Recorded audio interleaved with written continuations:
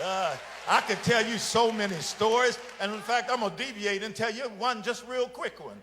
I got transferred from the company's Boston office to their Pittsburgh office. I was excited about going home to Pittsburgh because that was my hometown. But when I showed up to the office, the boss didn't like me from the first day I came in. And for 2 years, he spent 2 years tormenting me. When I traveled, he said I should stay home. When I was home, he said I should be traveling. If I said buy, he said sell. If I said, you know, you're right, we ought to sell, he said I lacked the courage of my conviction. And there was nothing that I could do to please him. Anybody ever been in that situation on your job? I tell this story because a lot of folk face job problems. And so I was having trouble with my boss, and he was just tormenting me. And one day he talked to me so bad, Bishop, that I went deaf. And all I could see him was just talking to me like this.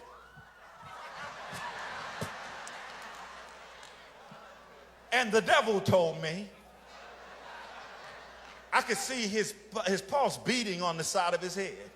And the devil said, if you just hit him there. Now, y'all all too deep. Y'all ain't never had that kind of thought. And I'm going to be honest, I considered it, but I didn't want to do the time.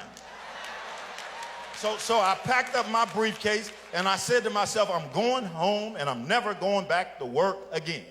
I packed up my little briefcase, went and talked to my father. He was old school, and I told him how bad it was. I even cried a little bit. Dad, they taking me through. He said, boy, if you don't get up out of here.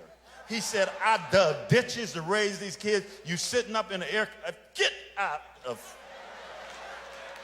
So I packed up my little briefcase. I went home. My wife encouraged me. She put her arms around me, and she said, baby, you know, I love you. And she said, you know, let me tell you this. The reason I married you is because you're the kind of man that can take something. She said, now we just built a new house, and one of the kids was getting braces, and she said, we got commitments, but I believe that somewhere before the morning that you're the kind of man that's going to be able to get up and go back to work.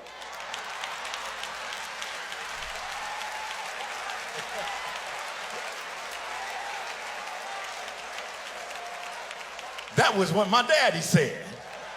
But she said it so much nicer. So I had a sleepless night. My pajamas were soaking wet. I struggled during the night about what I was going to do. And the Lord told me to get up and go to work. And so I got up hard-headed, didn't want to go. I got in the shower and ran all the hot water out the tank. Went to work, stopped at all the yellow lights, trying to delay the inevitable. And when I walked into the office, the receptionist said to me that Les Rawson, the senior vice president from the home office, waiting for you on the phone. Now, who ever heard of them calling and waiting for you?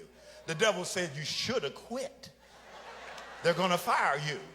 So when I picked up the phone, he said, hey, Ed, how you doing? How's the wife and kids? The devil said, see, he's setting you up. So I'm listening to all this, you know, kind of waiting for the shoe to drop. And he said, look, yesterday at about 3:30, it was about 3:30 that I was watching Fred's head. And he said about 3:30, he said, look, we were reviewing the progress of the Pittsburgh office, and we were very unhappy with it, and we made a decision that we need to make a change. He said, we reviewed your work ethic and your performance, and he said, after reviewing everything, we decided instead of going out in the office, that effective immediately, you're in charge of the office. And everybody is reporting to you. Y'all know I needed a praise break. So I went in the men's room. And I thought of the words of David. He said, when the wicked, even mine enemy, came upon me to eat up my flesh, they stumbled and they fell. He said, though an host shall encamp against me, in this will I be confident.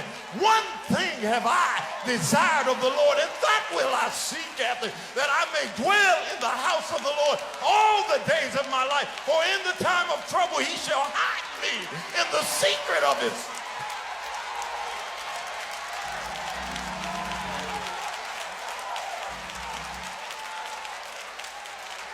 Oh, so I know God can do it. I know God can do it. Tell your neighbor,